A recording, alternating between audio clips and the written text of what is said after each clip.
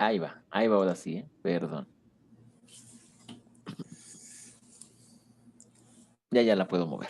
Ok, pues muy buenos días todos. Tengan todos ustedes, les doy la más cordial bienvenida a la materia de Derecho Económico.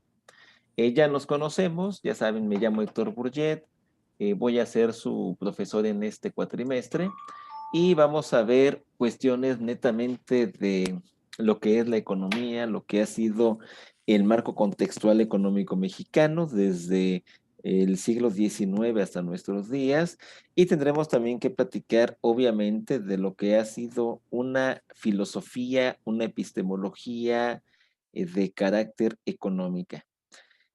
Prácticamente esta materia tiene esto, está perfilada como yo creé este temario, va a estar diseñada para que ustedes conozcan lo que es el derecho corporativo. ¿Y por qué hacerlo así?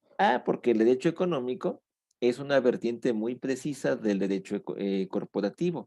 En el derecho corporativo se tiene que establecer lineamientos de materia económica para que pueda ser funcional una empresa, una idea, un producto o un servicio dentro de un marco social. Y con esto que nos da a entender el poder participar dentro de un mercado económico. Ya veremos que ha habido diferentes cambios, más que nada de manera ideológica, para establecer qué tipos de economía ha tenido el sistema mexicano. Pues vamos a empezar con esto. Más que nada, los temas que están actualmente en boga, pues es la globalización, lo que actualmente también llamamos jus filosofar, que es parte de la genealogía del ámbito generacional de lo que es el derecho, pero lo vamos a ubicar todo a un marco económico. Platicaremos también entonces, primeramente, un marco histórico, un marco metodológico, un marco técnico, un marco teórico. Nuestra materia prácticamente dura, vamos a estarnos viendo lunes, miércoles y viernes hasta que termina el cuatrimestre. Van a ser aproximadamente 12 clases, 12 o 14, una cosa así. Entonces, pues el temario lo veremos aquí para que podamos establecer todo. Como aquí les pongo en la breve introducción, pues más que nada es establecer los elementos que han surgido por diferentes crisis. Crisis me refiero a movimientos sociales, económicos, políticos, culturales, que traen consigo una inestabilidad en el mercado.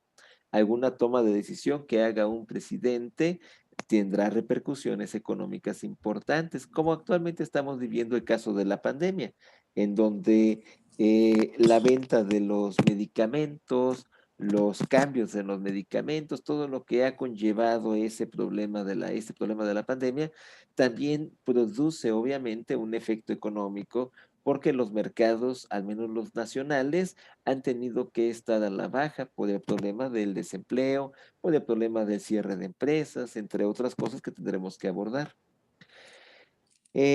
Vamos a ver algunos elementos filosóficos, pero vamos principalmente a lo que nos debe de importar. ¿Qué es lo que pretenden aprender de esta materia? Principalmente un concepto y un análisis crítico político económico. Vamos a partir de una base. El derecho económico va a tener dos aspectos importantes. Por un momento será la política, por medio de políticas públicas que se llevan cambios económicos a nivel nacional. Por otra parte, tendremos el sistema netamente económico que se va a vincular con el derecho, con la política misma, y con la economía como ciencias generales. Advinculado a estas llegará también la sociología. Por tanto, el derecho económico va a ser la base fundamental de que todo sistema de carácter económico tenga esas bases medulares de poder actuar en un mercado nacional e internacional. Platicaremos también algunos aspectos relevantes, propiamente como son los cambios que llegaron a partir de la Primera Guerra Mundial, los cambios significativos con la conferencia Bretton Woods de 1945, y veremos significativamente cómo fue repercutiendo en México.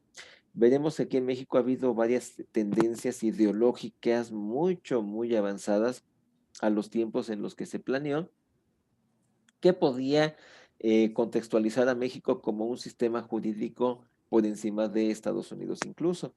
Pero todo esto lo veremos con calma en el transcurso de nuestro cuatrimestre.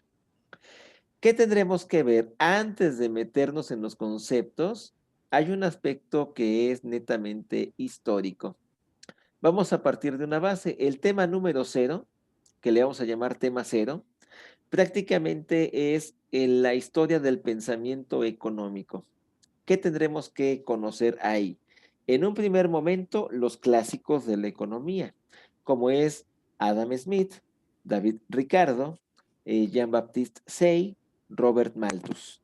Después tendremos que ver las epistemologías y filologías que surgieron después para llegar al neoclasismo, como pueden ser el liberalismo económico, como puede ser los socialistas asociacionistas con Robert Owen, como puede ser también los elementos históricos que tuvo los cambios que dieron pauta al neoclasismo antes de Arthur Pigou.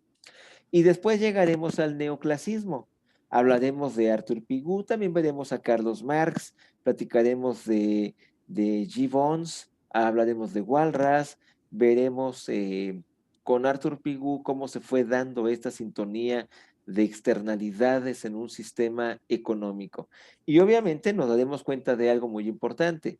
El derecho económico es el que dio la vida al derecho fiscal y al derecho tributario, ramas jurídicas que ustedes tendrán que ver a partir del siguiente cuatrimestre. Si me corresponde dárselas a mí, pues ya yo les comentaré cuál es esa distinción que hizo el derecho económico con el derecho tributario y por qué actualmente el Plan Nacional de Desarrollo Económico y la miscelánea fiscal están correlacionados, las normas tributarias anuales también, y la potestad y competencia tributaria del Ejecutivo de la Unión conllevará efectivamente establecer esos cambios significativos económicos y fiscales. Daremos pauta entonces para establecer esa vinculación tan estrecha que existe en el derecho económico con el derecho tributario. Ya entrando en tema, una vez que hayamos visto todo el marco histórico, toda la epistemología, algunos grandes tratadistas también platicaremos, terminaremos con Keynes para que podamos ver cómo él establece los cambios de un mercado, los elementos de la fluctuación, el valor sobre el valor, como estableció Carlos Marx en una nueva tendencia que Keynes había demarcado. Y todo esto podremos ubicar desde un aspecto netamente dogmático. No nos meteremos en fórmulas economistas, no platicaremos de algunas otras cuestiones que sean precisamente de numerología, porque la materia no es economía. La materia se llama derecho económico y por tanto aquellos pensamientos históricos tendremos que ubicarlos dentro de un texto normativo. Por excelencia, la Constitución Política de los Estados Unidos Mexicanos.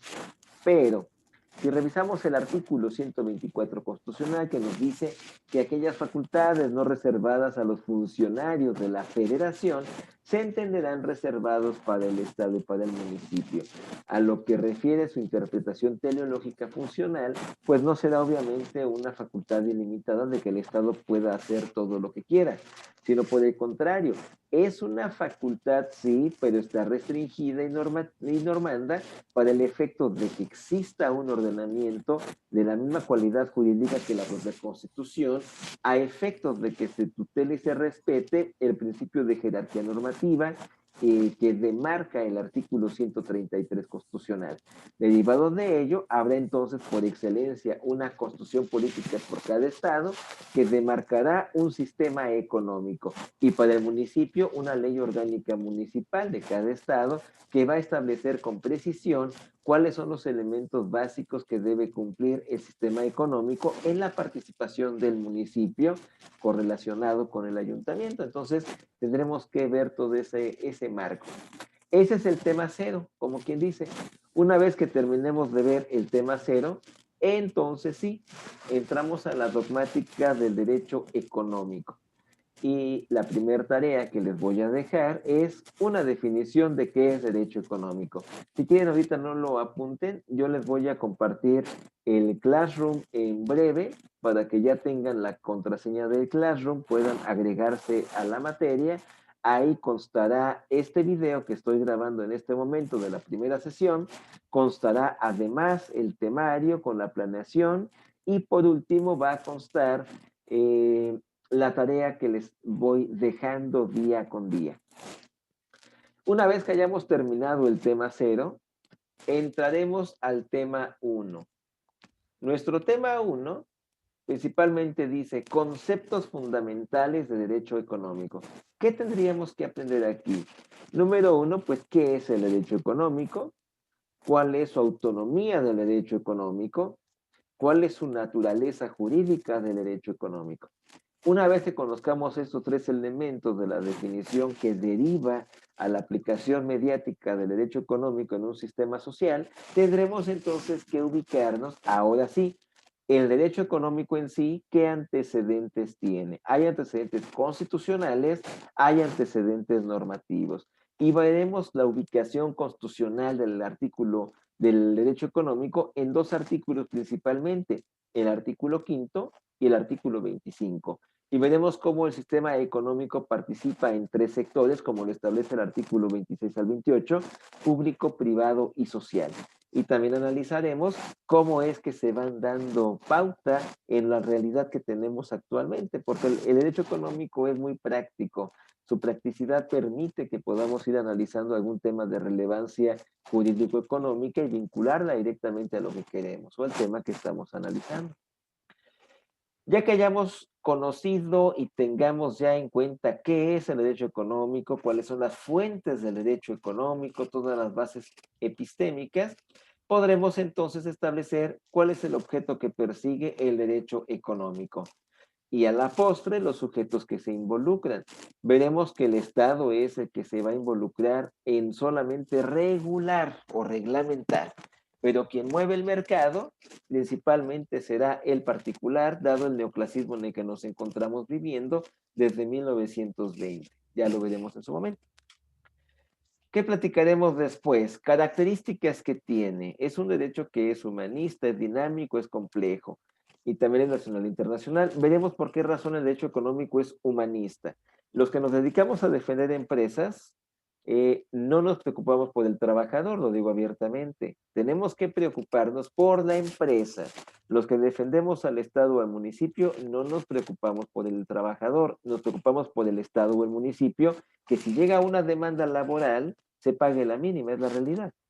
Todos los que nos dedicamos como defensores de municipios, de Estado, asesores jurídicos, de empresas y demás, buscamos estrategias que permitan amparar mejor el tipo de beneficio que puede obtener una empresa. Eso lo hacen todos los corporativistas. Soy corporativista, tengo años ya litigando asuntos corporativos de corte mercantil, pero la intención de esto es que ustedes se den cuenta de que cuando uno de ustedes tiene alguna idea y la quiere llevar a la práctica, no te vas a poner a pensar, quiero que mi trabajador gane mucho. No, quiero que la idea que tengo se pueda desarrollar y me permita obtener un ingreso. Si no, la idea no sirve. Veremos cómo se debe de ir aplicando. Por eso, al hablar del derecho humanista, se refiere a una tendencia que veremos más adelante, que tiene que ver precisamente con la filosofía piguniana y un Estado benefactor.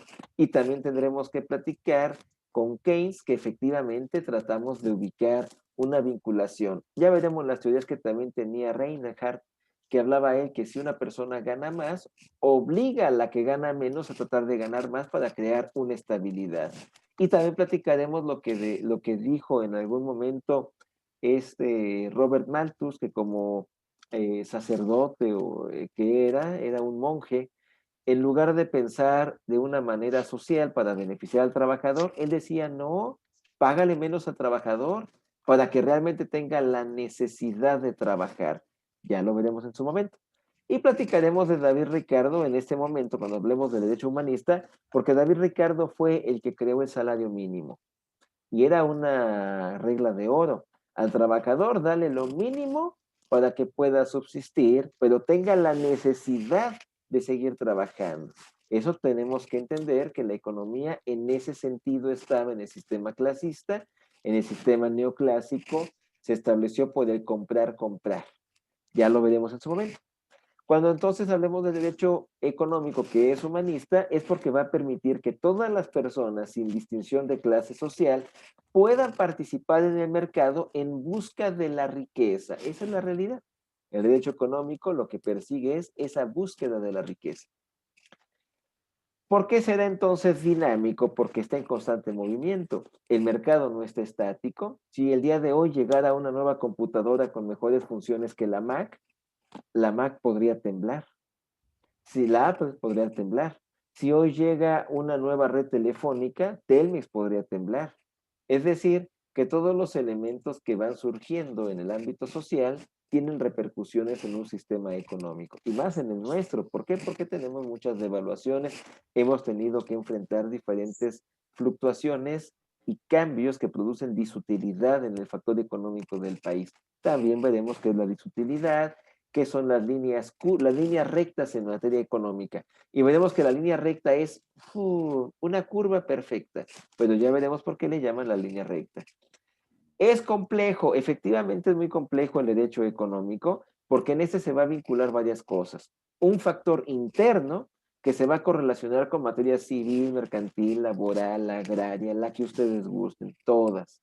Y un factor externo que nos va a comunicar con unas ramas tanto sociales o de ciencias sociales como también jurídicas y va a permitir las repercusiones ideológicas. El campo del derecho civil se va a vincular en cualquier momento, marco interno y marco externo. Por eso es complejo, porque un acto que realiza una empresa no solamente tiene repercusiones en lo externo, sino en lo interno principalmente.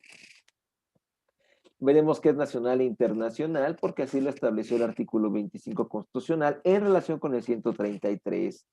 El artículo 25, cuando se reforma en el año 2017 y creó las sociedades unimables, más bien, modificó el sistema económico al término de competitividad, lo que dio pauta a la reforma 2017, que fuera precisamente el que llegue en las sociedades unimembres, donde una sola persona es una empresa y puede participar en el flujo económico de un país. Anteriormente estaba muy restringido, pero ya han habido cambios significativos. Por eso, al hablar de un sistema económico nacional e internacional, veremos que hay autoridades e instituciones nacionales e internacionales plenamente vinculadas unas con otras, que precisamente prevén revisar, analizar e instituir diferentes mecanismos que permitan llevar una mejor sintonía en un marco económico, sea nacional o internacional. Y veremos cómo el marco internacional sí afecta a la bolsa internacional y veremos cómo dependerá mucho de los valores que tenga cada una de las bolsas que sea en otros países. Por ejemplo, Estados Unidos tiene la pauta de un estado corporativo. En el año 2013, cuando se reforma el artículo 25 constitucional y se establece la competitividad, se proponía precisamente un Estado corporativo. ¿Y por qué no funcionó? Porque hizo falta políticas públicas que ya platicaremos en su momento. El Estado corporativo que tiene Estados Unidos, por tanto, tendrá mayor proximidad con las empresas o corporaciones. Si existe una afectación en las empresas, la bolsa norteamericana va a tambalearse. Si existe una quema en el maíz, se tambalea, pero no tanto, es un movimiento cintuoso. Pero cuando es México y nos demos cuenta que seguimos en un sistema arcaico, en un fisiocratismo, nos daremos cuenta que efectivamente, y en un mercantilismo, están vinculados los dos aspectos ideológicos del siglo XVI y XVII. Veremos cómo en México, si quemamos el maíz, la bolsa de valores se viene a pique. Pero si destruimos empresas, la bolsa de valores se tambalea un poco. La idea que tenían en el 2013 era precisamente establecer un cambio radical, que las empresas permitan el flujo económico y no tanto el maíz, el trigo y demás. ¿Y qué pasó? Pues hizo falta mucho universo para poderse centrar esa idea y permitir que nuestro Estado mexicano pueda tener otras opciones para satisfacer un mercado económico en crecimiento. Cuando veamos que hay diferencias entre el derecho económico con el derecho de la economía, el término que lo diferencia precisamente es de la economía. El derecho económico lo veremos como una rama del derecho público que va a permitir esa vinculación directa y mediática entre diferentes órdenes. Pero cuando hablemos de derechos de la economía, tendremos que establecer primero qué es la economía, cuáles son los elementos que conlleva una economía, cómo se aplican en un marco social y qué efectos puede tener ubicándolos debidamente al crecimiento de la persona, enraizándose en el artículo quinto constitucional, donde cada uno de nosotros puede aspirar a la riqueza en el trabajo que tenemos, siendo lícito. Y también haremos un análisis sistemático del artículo quinto constitucional, porque a veces confundimos la licitud con la legalidad.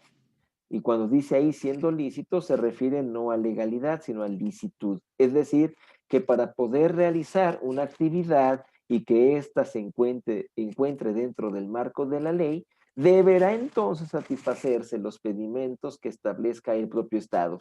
Si el Estado nos determina que habrá una vinculación mediática entre uno y otro, tendremos que cumplir los parámetros de ley. Me refiero a lo siguiente: si yo hoy por hoy quiero vender comida en la calle, si me salgo con mi puesto, no está permitido, sería ilícito. Para que sea lícito, oye, pues es comida dietética, no importa. Para que sea lícito, deberé contar primero con la licencia, si voy a tener gas, el permiso para vender alimentos con gas, porque el gas puede ser un producto inflamable y producir un accidente mayor. Tener la autorización municipal para la venta de comida. Si tengo esos tres elementos, entonces sí, el trabajo o actividad que en términos del artículo quinto constitucional estoy pretendiendo realizar, se entenderá que es lícito, que es lo que tendremos que ir ubicando. Y veremos un caso muy práctico. Unas personas de la tercera edad con sus nietos vendiendo comida y les destruyeron el puesto. El abogado de aquí del estado que llevó los amparos los perdió todos. ¿Y por qué los perdió? Al final de cuentas, oye, la señora es de la tercera edad, pobrecita. Sí, pero la ley es muy clara y dice siendo lícito, que es el sentido que le da el artículo quinto constitucional. También platicaremos de los amparos que estuvieron muy en boga hace algún tiempo. ¿Qué distinción técnica podrá haber en el derecho económico, el derecho público y el derecho privado? No tanto es una distinción. Lo que sí vamos a entender es la distinción entre unos con otros y va a ser todo a razón de la participación que tenga el Estado, la federación, el municipio en la relación jurídica sustancial de mercado nacional, mercado internacional y como tercer elemento, las personas que se relacionen al mercado, persona física, persona moral, que desempeñen alguna actividad profesional o empresarial que de acuerdo con el artículo quinto constitucional, en relación con el artículo primero de la ley del impuesto sobre la renta, realice una actividad que le produzca riqueza. Prácticamente tendremos que establecer entonces que para que una persona pueda trabajar, pueda lucrar el trabajo que hace, deberá satisfacer ciertos requisitos. Una vez que lo satisface, deberá cumplir con ciertas obligaciones, como la que establece el artículo 31, fracción cuarta constitucional, que prácticamente nos dice contribuir a los gastos públicos, así de la federación, estado, municipio, ciudad de México en que se resida, de manera proporcional y equitativa, que son prácticamente los elementos que determinan la creación del derecho tributario. Por tanto, en esta distinción técnica y práctica del derecho económico, tendremos que establecer que, como ya habíamos visto inicialmente, que hay una autonomía, pues es que es autónomo y su naturaleza jurídica podrá ser partícipe bipartita, público y privado, o mixta también se le ha llamado. Oye, es que ¿cuál será la distinción técnica en el derecho económico con el público? Que el derecho económico va a establecer las bases de participación dentro de los mercados nacionales e internacionales, siempre delimitados por el Estado. El Estado en todo momento, por tanto, estará regulando la participación de las personas. Y lo digo en todos los sentidos. Si una persona desea el día de hoy abrir un negocio, quien lo va a regular es el Estado. Si una persona decide hacer una asociación religiosa, no tendrá ningún valor si no cuenta con acta constitutiva debidamente inscrita en el registro público de la propiedad. O sea, necesitamos que el Estado apruebe todo. A veces dice la gente, es que compré una casa y lo firmamos y ya, pero no me la entregó y no me entregó escritura pública. Pero yo la compré. La pregunta del millón, ¿y fue ante notario público? No. Fue una compraventa privada, se puede demandar, obviamente, pero se evitarían tanto problema si la gente supiera que todas las actividades que realizamos deberán estar vinculadas al propio Estado. ¿Quieres comprar una casa? Habrá entonces que establecerlo ante fedatario público para que se vuelva un instrumento público tu documento. Dos, se debe de protocolizar, que viene siendo la inscripción en el registro público. ¿Y esto para qué? Para que nazca el primer derecho que obtenemos al comprar una casa. No es la posesión, no es la propiedad, es la publicidad. El primer derecho que obtenemos es el derecho de publicidad que nos permite responder frente a terceros respecto del bien que adquirimos. Primer derecho que obtenemos. ¿Qué veremos después? Ya que sepamos la distinción técnica entre uno y otro, tendremos que hablar de la organización económica como tema número 2. ¿Cómo se organiza económicamente el Estado mexicano? Y entonces tendremos primero que hablar de un marco general, de cómo está ubicado el sistema económico, quiénes son las entidades que tienen participación. Y lo vamos a establecer como la participación del Estado en la actividad económica. El Estado en sus múltiples esferas gubernamentales que reconoce el artículo 40 constitucional al establecer una forma de gobierno federal, debemos entender que habrá órganos e instituciones acomodadas jerárquicamente y vinculadas entre sí. Si existe alguna diferencia normativa entre unas y otras o entre las propias normas de unos y otros, deberá entonces tener aplicación el artículo 101, 105 de la Constitución, que habla de la competencia de la Suprema Corte de Justicia en dos temas muy importantes: controversias constitucionales y acciones de inconstitucionalidad, para el efecto de que se pueda establecer la solución de esa posible controversia, que sería la parte medular en ese aspecto de la organización económica. ¿Cómo interviene el Estado? Pues vamos a ver que el Estado hace diferentes elementos. Uno de ellos es la incentivación y lo va a realizar por medio de las secretarías de gobierno. Economía, por ejemplo, incentiva a las personas físicas y morales a que participen en el flujo económico de un país. Secretaría de Hacienda y Crédito Público también incentiva a un sector poblacional para que se den de alta en Hacienda, realice actividades netamente económicas cuyos efectos económicos propicien el movimiento de los tributos. Por tanto, estará también vinculado de manera estrecha lo que sea la actividad que realice la persona física, la persona moral, con la actividad económica del Estado. En ese mismo inter, también tendremos que hablar de una actividad que se vincula, que es una actividad más financiera, pero la vamos a tocar solamente de manera muy a grosso modo, porque posteriormente hablaremos de las finanzas públicas. Entonces, cuando hablemos de esta organización económica y vemos el aspecto económico, tendremos que vincularlo al aspecto financiero. ¿Por qué? Porque van de la mano. No se puede hablar de uno sin el otro. Tienen que estar siempre correlacionados.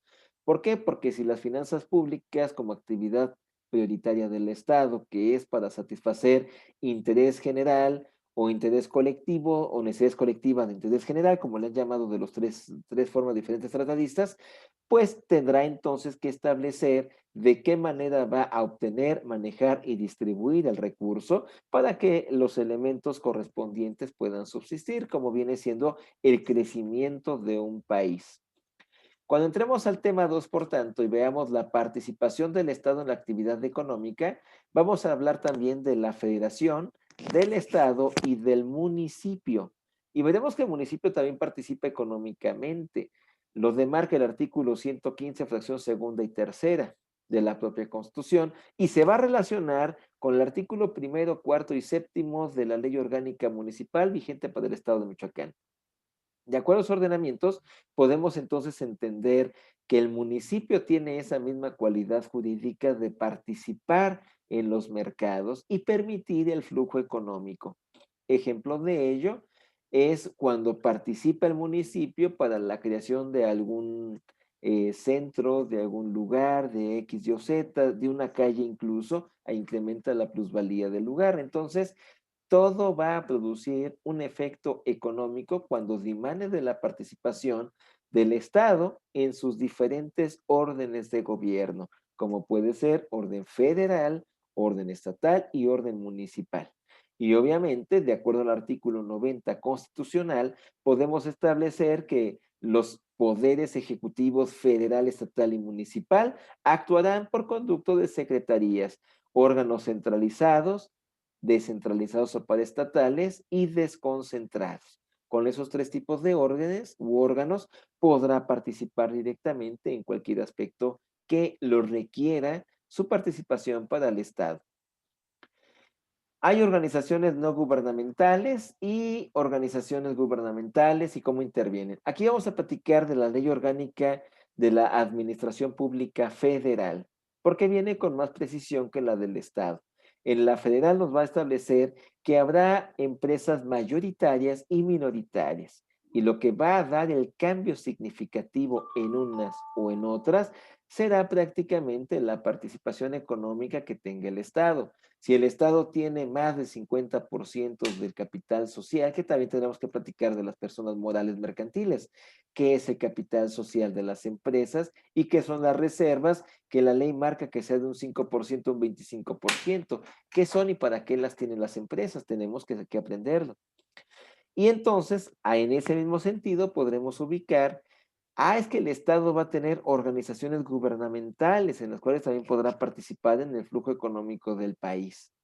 Oye, pero son minoritarias. Porque el capital social, que es el flujo económico de la empresa, es la participación del Estado menor del 50%. También lo platicaremos con detenimiento, fundamentándonos en la Ley Orgánica de la Administración Pública Federal. ¿Qué veremos después? Entramos ahora sí a profundizar.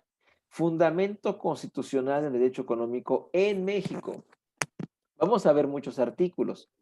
Veremos un artículo quinto, artículo noveno, artículo 25, 26, 27, 28, veremos el artículo 131, veremos el artículo 136 también, que nos establece los efectos de la inviolabilidad, más que nada para que se entienda que la norma no puede ser modificada ni cambiada y que los efectos que nazcan de esos artículos en cuestión deberán estar próximos a la defensa y garantismo. Nos remitiremos después al artículo primero constitucional para ver qué otro garantismo puede tener el sistema constitucional en el derecho económico y platicaremos entonces de diferentes formas de gobierno y derechos fundamentales para persona física y persona moral. Y a lo mejor pensemos, es que las personas morales son ficciones jurídicas, es correcto, pero ya veremos el antecedente óptimo de establecer que la persona moral también tiene derechos humanos. Increíble por lo que parezca, pero sí los tiene. Ya veremos cuáles son. Después, ¿qué veremos? Veremos prácticamente qué facultades tiene el Congreso de la Unión en materia económica.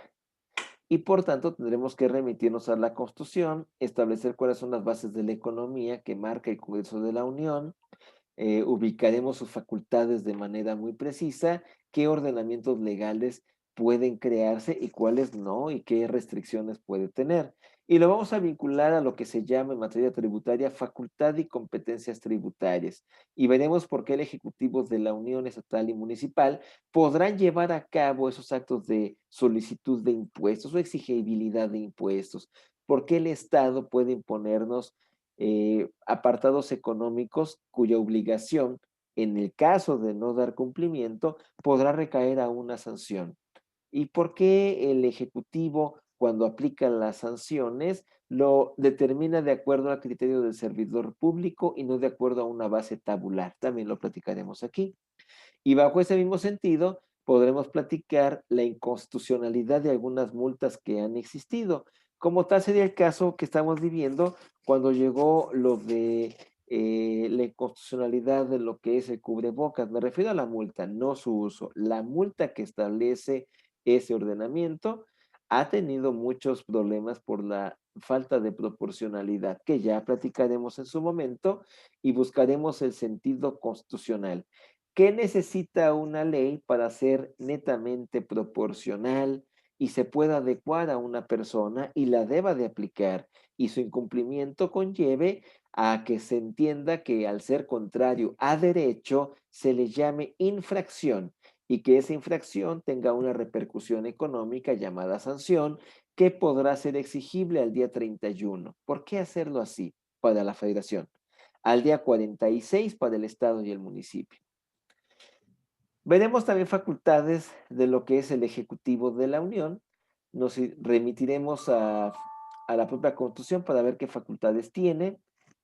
Cuando sea el Congreso hablaremos del artículo 76, cuando hablemos del Ejecutivo veremos el artículo 89 y también nos vincularemos con el artículo 90 constitucional y podremos establecer algunas relaciones que nacen en estos dos poderes en el derecho económico y veremos cuáles son las facultades de una asamblea legislativa y más en el Distrito Federal, que son los que la tienen de una manera diferente a los demás sistemas y que pueden participar activamente en un rubro económico. Veremos de qué manera una persona puede aspirar a tener ciertos elementos sustanciales, como es la participación gubernamental o los recursos para una empresa. Y platicaremos de unos muy interesantes que surgieron, pero que no tuvieron el efecto que esperaban. El primero de ellos era la aportación de los 20,000 pesos a las empresas que no hayan cerrado en la pandemia. El segundo, los 25,000 pesos que se ofrecían a las empresas donde una mujer sea la que dirija la empresa. ¿Y qué pasó con ese tipo de recursos? Bueno, sí estaban latentes, sí estuvieron vigentes en un momento, pero eh, lo interesante era que al momento de que ya se establecieron los actos económicos, ¡fum!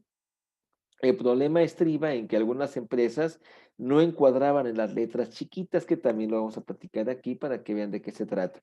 Y veremos también que aunque eran 20,000 pesos, realmente eso para una empresa que a lo mejor estaba casi a punto de quebrar, pues ni siquiera fue un apoyo tan grande, sino fue más bien el ocasionar que la empresa ahora tenga una deuda de 20,000 pesos que se convierten en 30, 35, que sí les está afectando.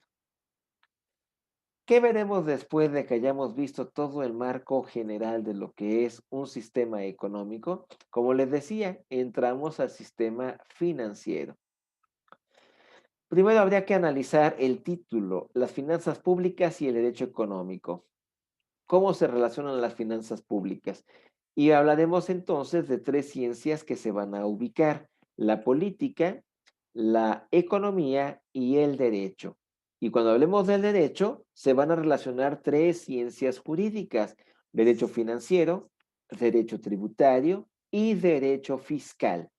Y en estas seis ciencias, que realmente son tres nada más, vamos a establecer la obtención, manejo y distribución de recursos que debe de establecerse en todo el ordenamiento legal. Y dos, que este tipo de reglas van a tener una vigencia anual. Estableceremos por qué la anualidad de la presupuestación y en esa misma línea trazaremos una vinculación entre el Estado, su participación en el mercado interno económico y en el mercado externo económico. Y platicaremos entonces la segunda parte. ¿Cómo pueden servir las finanzas públicas como instrumento para que se equilibre la economía? Y veremos un caso muy sonado, el año 2014. En el año 2014, el Ejecutivo de la Unión decide hacer un cambio radical en la ley del impuesto sobre la renta, quitando lo que eran los llamados repecos, régimen de pequeño contribuyente, y creando un régimen novedoso llamado régimen de incorporación fiscal, o RIF, que realmente es la RIF, es la muerte, ese régimen, ya veremos por qué. Pero al momento de que lo crea y lo establece dentro de la legislación de impuestos sobre la renta, el RIF tenía una gran bondad. El primer año te exento el 100%. El segundo año te exento el 90%, me determinas el 10% de tus ingresos para impuestos. El tercer año te exento el 80%, me determinas el 20%. Y así sucesivamente hasta llegar al 100%. Lo curioso de esto era cuando llega esta nueva reforma, llega el presupuesto de egresos con la ley de ingresos, pero ambos ordenamientos estaban previendo que aún se obtenía el dinero por el repeco. El repeco cada 2 meses entregaba una cantidad determinada, 200 o 400 pesos, no recuerdo bien ahorita. Pero ahora hagan la suma, de los 400 aproximadamente que fueran 400,000 pesos, que fueran 1000 repecos, 400,000 pesos ahí tienes. Si ya no estás obteniendo ese ingreso, ¿por qué razón en tu legislación estás soportando como si sí lo estuvieras recibiendo? O sea, diría Noah Yuval que todavía la gente vivimos en un mundo de idea. La idea porque pensamos que a lo mejor todo va a estar bien porque el dinero ya es idea, no es materia. ¿Por qué? Porque no está soportado con oro, está soportado de acuerdo a los elementos que tenga cada país. Ha sido definido en Bretton Woods 1945. Ya lo veremos en su momento con detenimiento, porque eso les tocará a ustedes analizar cuando lleguemos a 1945. ¿Qué veremos aquí? Política fiscal. Tendremos que retomar un concepto que son políticas públicas. Para hablar de política pública tendremos que remitirnos primeramente a lo que es la política. En el libro de Bernard Crick, En defensa de la política, da una definición muy precisa que yo aquí les voy a compartir el día que nos toque esa clase, que prácticamente él dice que es una ciencia histórico-evolutiva que determina un marco epistémico y metodológico que permite la vinculación entre países y personas. Es una definición muy romántica, pero tendremos que desmenuzarlo obviamente en clase para que quede más precisa. Al momento de que sepamos qué es la política y podamos diferenciarlo con los malos amigos que tiene, como es los propios políticos, así de acuerdo al tratadista Bernard Crick, pues veremos que efectivamente la política debe tener un cambio sintónico. Y lo público, veremos que esa es intervención del Estado y por tanto el Estado va a actuar en un campo general de acuerdo al sistema político. De acuerdo con lo anterior, veremos entonces una vez que ya sepamos cuál es la política fiscal, ya propiamente dicha por cada ejercicio fiscal, que en qué se soporta, y hablemos del Plan Nacional de Desarrollo Económico, y hablemos del paquete económico, hablemos de la ley de ingreso, presupuestos de egreso, miscelánea fiscal, podremos entonces darnos cuenta de que estos elementos de la política fiscal tendrá dos tipos de fines, unos cualitativos, de acuerdo a las cualidades de tiempo, modo, lugar, de cómo se quiera efectuar, y por otra parte tendremos aspectos cuantitativos. Anteriormente era muy difícil hacer un presupuesto de egresos y una ley de ingreso porque lo hacía entre un contador y un economista, porque los números es lo que tendrían que estarse actualizando y que el factor no quedó bien, factor de actualización obviamente, y que por tanto no queda bien la operación. El economista hace sus operaciones con sus fórmulas extrañas y ya. Actualmente es más sencillo porque tenemos la plataforma de Excel o el programa Excel. Y en Excel es más sencillo que uno solamente pone los números que se necesitan, se le cambia el factor y solito se actualiza la tabla. Y entonces en la ley de ingreso y presupuesto de egreso solamente se toman los valores que ya están establecidos por el programa, pero anteriormente no. Y anteriormente los aspectos cuantitativos eran muy precisos. Actualmente también, pero ya no tienen como que esa relevancia como antes. Antes ese aspecto cuantitativo tenía muchos elementos incluso para ampararse. Actualmente, como ya es un programa que los arroja, ya no es tan el justiciable, ya no puede recurrir a una defensa tan mediática como antes en ese sentido, aspecto cuantitativo. Ya que hayamos visto la política fiscal, platicaremos de los instrumentos de la política fiscal. Ahí hablaremos ya en concreción, ley de ingreso y presupuestos de egresos. ¿Qué son esas normas? ¿Por qué no se llama ley del presupuesto de egresos, sino solamente presupuesto de egreso? ¿Y por qué tiene un carácter de ley? ¿A qué se debe? Tendremos que analizar todo ello y veremos un aspecto muy importante que es la pérdida de las facultades o funciones de los poderes ejecutivos en sus múltiples órdenes de gobierno cuando no cumplan en cabalidad con la presentación de estos dos documentos. En pocas palabras, la única forma de quitar al presidente de la República, al presidente municipal o al gobernador es que no presente los ordenamientos fiscales en tiempo y en modo.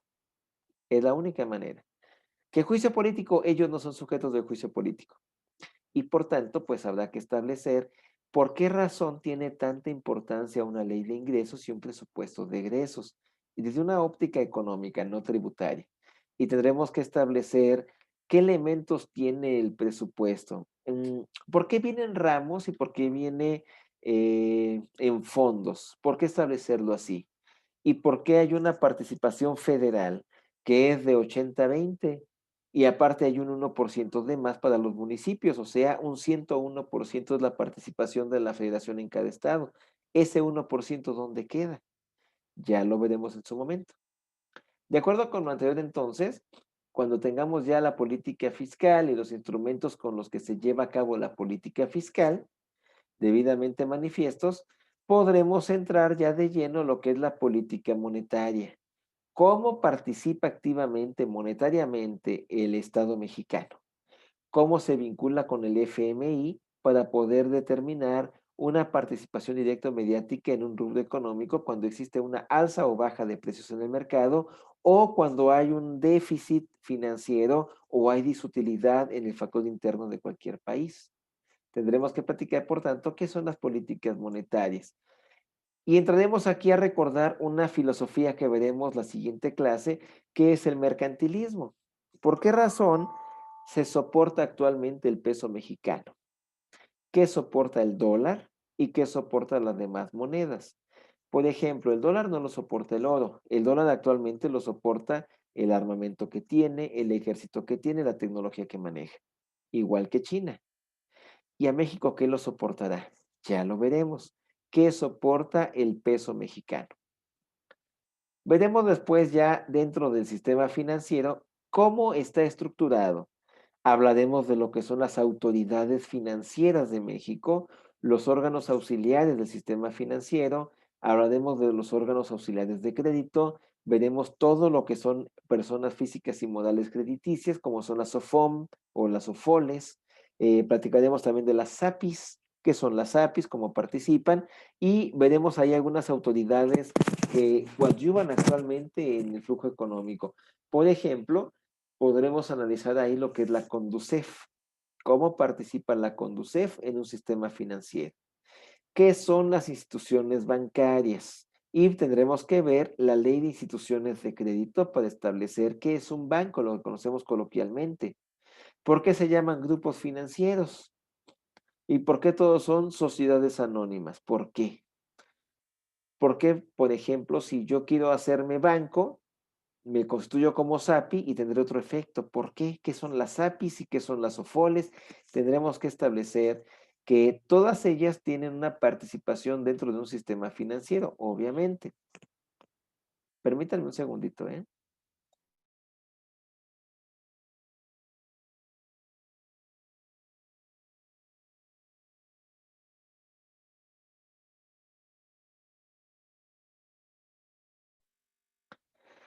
Perfecto, listo. ¿Qué veremos después? Hay algunas agrupaciones financieras, una vez que están construidos los bancos, pueden crearse como agrupaciones financieras. Veremos en estos dos ordenamientos, primero, qué requisitos da para las instituciones de crédito y cuál para una agrupación financiera. Daremos una distinción entre ambos, cómo participan activamente en el marco jurídico económico. Después veremos un tema muy importante, coordinación de política monetaria y coordinación de política fiscal.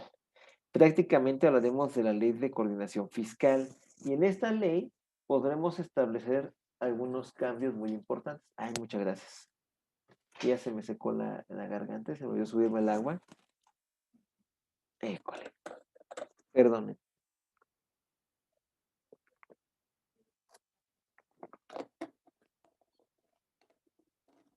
Ok. Cuando hablemos de la ley de coordinación fiscal, vamos a recordar algo que pasó y que está pasando actualmente, donde el Ejecutivo del Estado de Michoacán, el Ejecutivo Estatal, dice, me voy a salir del pacto federal. Y en ese tiempo, hace unos meses, me tocó participar para dar un comentario acerca del pacto federal. Yo comentaba que el pacto federal es la Constitución y quizá lo que pretendía dar de comunicación el Ejecutivo del Estado era salirse del Pacto Federal Fiscal, el cual es la Ley de Coordinación Fiscal, en cuyo artículo 11 encontramos los elementos para poderse retirar cualquier Estado de esa coordinación fiscal. Pero lo que olvida, el Ejecutivo lo que olvidó era que aunque se salga del Pacto Federal Fiscal, existe un sistema constitucional fiscal que determina qué impuestos son federales, cuáles estatales y cuáles municipales. A su vez, ¿quién puede participar en sus cobros? Como ya determina la federación que va a participar en el estado y el municipio, habrá entonces que ubicar cómo establecerían el cobro de impuestos sobre la renta o de IVA para un estado. No se puede. Y lo platicaremos ahí, porque esa ley de coordinación fiscal se creó prácticamente para que se pueda cobrar con mayor facilidad los impuestos federales en el estado y el municipio, los impuestos estatales en el municipio y los impuestos municipales, y que a su vez puedan coadyuvar con facultades de comprobación, que veremos que son las facultades que tiene el Estado para poder determinar si ha cumplido o no el contribuyente con el pago correspondiente de impuestos. Después que hayamos platicado de esto, veremos lo que es la política de fomento industrial. Tendremos que platicar qué es el fomento industrial, cómo fomenta la industria el Estado mexicano. Y ojo, no es creando cosas ni haciendo cosas. Prácticamente son políticas públicas, prácticamente, ya veremos por qué.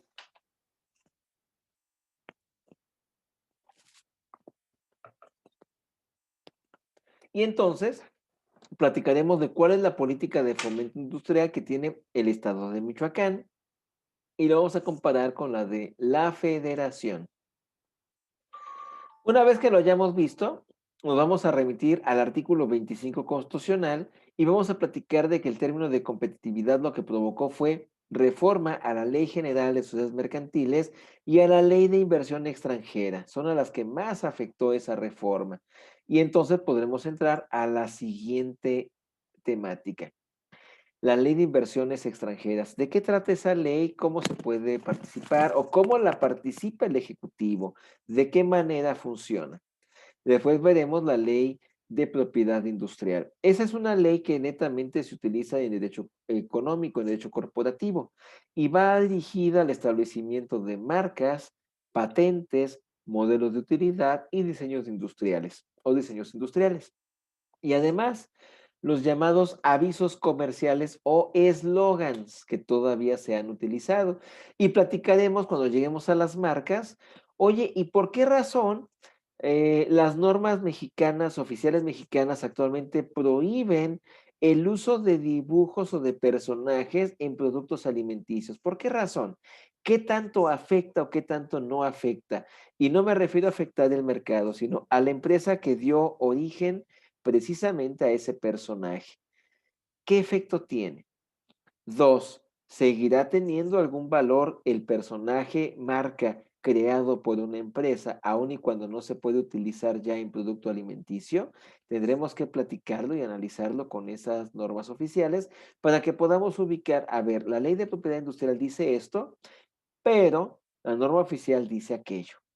¿Qué norma estará por encima de cuál? Obviamente está la ley de la propiedad industrial y debajo la norma. ¿Y por qué entonces las aplicamos a la inversa? Ya lo veremos en su momento y lo que es procedente también. Y obviamente si estamos hablando de que hay una ley de propiedad industrial, prácticamente se va a vincular con unos acuerdos importantes. El primero es internacional, que va a tratar acerca de la AFPIC, acuerdos que van a tener que ver con nuevas tecnologías, propiedad industrial o intelectual. Pero también tendremos que platicar del convenio de Berna, que por excelencia es el que reconoce que existan marcas a nivel internacional y que da vida a un organismo mundial de propiedad industrial o intelectual que se llama la OMPI.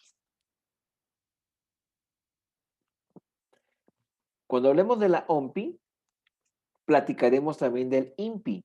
Y cuando hablemos del INPI, hablaremos de la Secretaría de Economía. Y entonces platicaremos que actualmente la Secretaría de Economía, cada primer martes de cada mes, hacen una plática para que la gente que quiere poner una empresa conozca lo que es una marca, cómo se utilizan las marcas. Y entonces creo que eso les va a servir mucho a todos para que digan, ah, mira, se puede hacer una marca de cualquier cosa y esa marca va a tener un valor. El valor puede incrementarse y, por ejemplo, hay marcas que actualmente son multimillonarias a pesar de que sea una empresa muy pequeña. ¿Y por qué? Ah, porque tienen valor de uso, valor de establecimiento, valor de prelación, tienen muchos valores que un corredor público certificado puede cuantificar en relación con un contador público certificado. Se vincula el corredor público con el contador y llevan a cabo el análisis de uso de la marca, el valor de diario y el valor mes que pueda tener la marca y para las ventas de las marcas. Una marca hoy por hoy es un negocio muy bueno. Se hace la marca y se puede empezar a crecer. Cuando ya es muy grande, se puede vender la marca. ¿Qué es donde entraría el siguiente problema? Problema de transferencia de tecnología e inversión extranjera. En inversión extranjera pasa algo increíble que me ha tocado ver en la práctica. Los que son gringos o los extranjeros norteamericanos vienen a México, pero traen su dinero en maletas. ¿Y por qué traerlo en maletas para invertir si hay bancos? No, porque cuando ellos llegan, lo que proponen es que se levante un acta de asamblea, ellos exhiben el portafolio se cuenta y una vez que se cuenta se lleva ante fedatario público para que conste el acta y el dinero al banco. Yo siento que es mucho riesgo, porque al final de cuentas, si alguien ya sabe que periódicamente viene una persona extranjera a tal banco, lo lógico es que, y trae un portafolio, lógico es que va a traer dinero. Entonces, inicialmente se ha propuesto que los cambios sean de depósito a la cuenta que pertenezca a la empresa, pero hay mucho problema con ese tipo de dinero. ¿Por qué? Porque si un extranjero dice voy a aportar $1,000,000, pues no es lo mismo que $1,000,000 de peso. $1,000,000 vienen siendo 20 millones de pesos, imagínense. Entonces se volvería socio mayoritario el extranjero, obtendría más del 90% del capital social a su favor. Obtendría fácilmente el 90 al 95% de las series B de una empresa. Eso tendremos que platicar porque es un problema actualmente, tanto la transferencia tecnológica como la transferencia de inversión. Actualmente puede incluso desequilibrar empresas que son nacionales. Veremos algunos asuntos en concreto que han tenido esa determinación. Después veremos ya el derecho económico como instrumento para mejorar la calidad de vida. ¿Qué tendremos que ver aquí? Primero, que es nuestro último tema del cuatrimestre. Hay una ley de desarrollo social cuyo artículo primero determina que para que el presidente municipal pueda llevar a cabo algunos actos o el presidente o el gobernador del estado deberá primero priorizar. Y entonces de ahí dimanan algunos efectos de programas como son las SAP, zona de atención prioritaria, la SAM, zona de atención marginal, y vienen todas las zonas que deben de preverse antes de aventar una obra pública. Para esto habrá que definir qué son los asentamientos humanos, cómo lo reconoce la legislación. Y al hablar de la legislación, también me refiero a que el Código de Urbanismo también habla de asentamientos humanos. Entonces habrá que leer la legislación estatal y municipal para que podamos ubicar cuáles asentamientos humanos son prioritarios y si existe algún mecanismo para identificar una zona de atención prioritaria. Veremos que sí, urbanismo tiene los efectos correspondientes para determinar si existe o no. Y actualmente las auditorías superiores lo que van a revisar que es precisamente cuántas zonas de atención prioritaria tiene este municipio. Ah, pues tiene 4. Ok, ¿cómo las identificaste? Ah, por este programa. Muéstrame y enséñame el programa. Ok, ahora, ¿cuáles son las obras que ya estaban en SAP y que están por terminar? ¿Y cuáles son las obras de SAP que ya terminaron? Esos elementos que hace la auditoría es precisamente para establecer que no hay desviación de fondos, que los bienes que hay son los que se están utilizando y que la utilidad que se les está dando es para la cual están destinados. ¿Qué veremos después de ver asentamientos humanos? Platicaremos de lo que es la Ley General de Asentamientos Humanos y podremos determinar algunos cambios importantes. Por ejemplo, las reformas que ha sufrido ese tipo de elementos del sistema participativo para crear escuelas, edificios, carreteras, etcétera. Después que veremos la Ley de Desarrollo Urbano del Distrito Federal. ¿Y por qué esta? Porque también tiene mayor sintonía en su norma que la del propio estado de Michoacán. Una vez que hayamos visto todo el asentamiento humano, vamos a platicar directamente qué es la protección del consumidor, porque tendremos que meternos otra vez al mercado económico estatal y nacional. Y en ese mercado tendremos que platicar que hay autoridades garantes y de defensa. Una de ellas es la Profeco. La Profeco, por tanto, va a llevar a cabo una serie de estrategias de defensa al consumidor que van a conllevar precisamente a que pueda defenderse un consumidor de argucias que hacen los proveedores. Y también veremos lo que es algunas deficiencias de la ley que perjudican a las empresas y platicaremos también del título ejecutivo que expide la Profeco cuando existe una cantidad económica sancionadora. Todo eso tenemos que platicar en la parte procesal, como quien dice. Por último, tendremos que ver de la posición jurídica del consumidor, derecho internacional económico. Aquí platicaremos cuál es el marco contextual que tiene, cómo fue surgiendo de su historicidad en la antigua Grecia, cuál es el nuevo orden económico internacional, que es netamente consumismo y globalización. Y aquí puse este tratado porque es el que tiene más sintonías, pero mi intención es comentar que de acuerdo a CIABI hay muchos acuerdos económicos que México ha asignado y que cada uno de ellos tiene aspectos relevantes que tendremos que platicar desde un marco muy general. Más que nada para que sepamos si hay un convenio internacional, qué tenemos que buscar para entender si eso no es de afectación al sistema jurídico mexicano. En esencia, esto es lo que vamos a tener en clase. Hay unos libros que yo aquí les recomiendo que son muy interesantes. Tengo otros virtuales que les voy a obsequiar y los voy a subir a la plataforma de Classroom. Yo creo que hoy por la tarde hago eso porque ahorita a las 11:30 tengo audiencia y me tengo que ir de aquí más o menos a las 11 para alcanzar a llegar a tiempo. Entonces, yo creo que, bueno, ese es el temario. La evaluación prácticamente será eh, con base en trabajos. Habrá 3 trabajos, obviamente tareas, pero me interesa más un trabajo final. El trabajo final va a ser una investigación de ustedes, que va a tener caracterizaciones que van a estar en la plataforma de Classroom, para que ahí vean todas las características que debe de cumplir su trabajo de investigación. Prácticamente es un pequeño, una tesina que les va a servir para conocer a profundidad lo que es el derecho económico y de acuerdo a lo anterior, pues podrán tener ya la concreción de cómo participa el derecho económico en el flujo del país. ¿Tendrán alguna duda hasta aquí?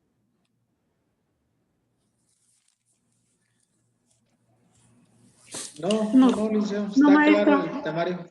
Ok, entonces les hago llegar el temario para que vean su trabajo y yo por mi parte el día de hoy daríamos por concluida nuestra sesión, si no se oponen, porque esto sí tengo audiencia, la siguiente semana no tengo audiencia, digo, la siguiente clase, y vamos a poder estar aparte que ya empezaríamos de lleno. Entonces, voy a tomar un pantallazo valga la redundancia, de la pantalla, y me piden así justificar las asistencias de ustedes. 1, 2, 3.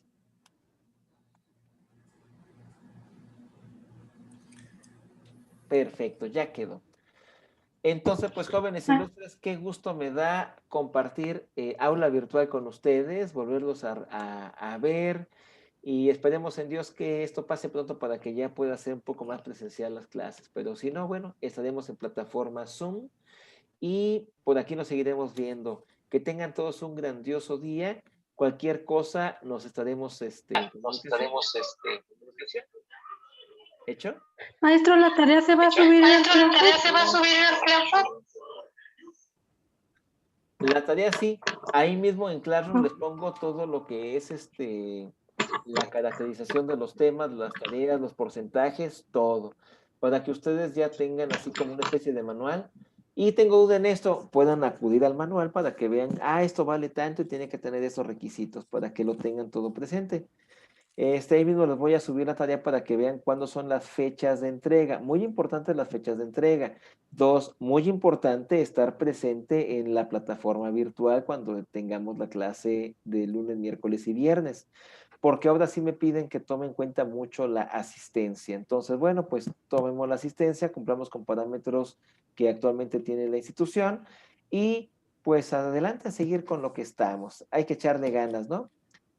Y pues echémosle ganas todos. Me Muy dio bien, gusto profe. verlos, en verdad. Ok. Claro que sí, Salvador. Y pues Claro. bueno, Gracias, maestro. estamos en contacto. Cierro sesión entonces. Bonito día para Hasta todos. luego. Bye. Bye. Bye.